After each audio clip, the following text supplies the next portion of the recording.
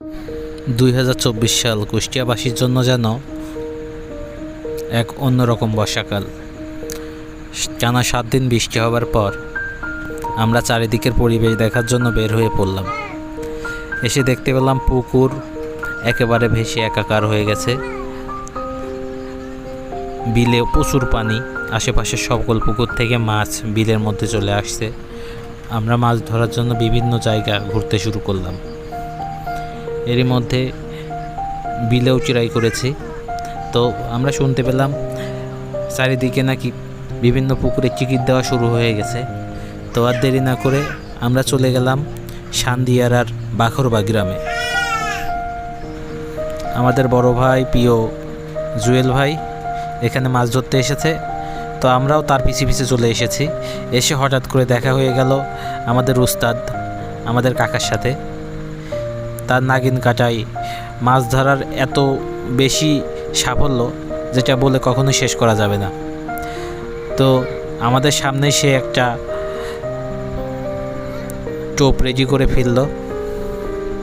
দেখা যাক এই টোপে মাছ ধরে কিনা। আমরা যতক্ষণ তার সামনে দাঁড়িয়েছিলাম প্রত্যেকটা বারই সে মাছ উঠাচ্ছিল। এজন্যই বারবার ছুটে যাই তার কাছে নতুন কোনো কিছু শেখার জন্য। আজকের পুকুরের টিকিটের মূল্য নির্ধারণ করা হয়েছিল 10,000 টাকা।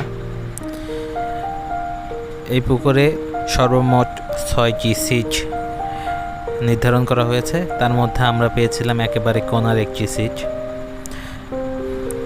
টোপ ফেলতে ফেলতেই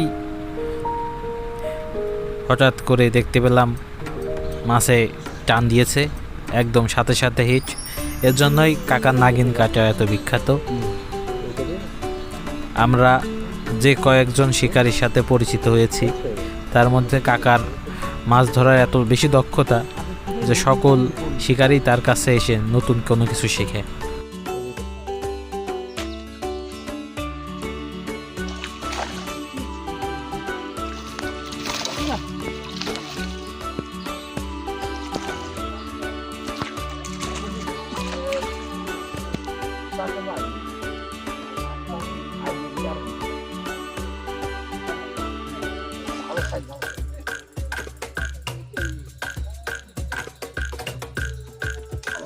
এই পড়ে যায়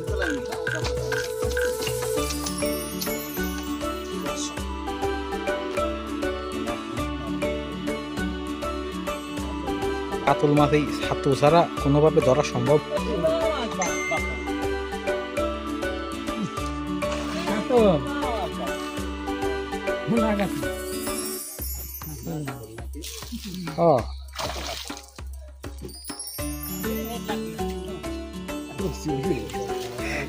তাই বলে এইরকম নাই, এবার দিয়ে দেন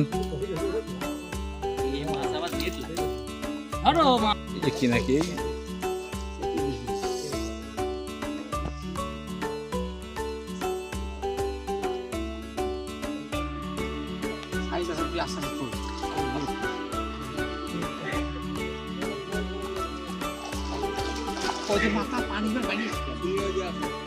পানির পর বাড়িতে যায় শুকিয়ে মাছ।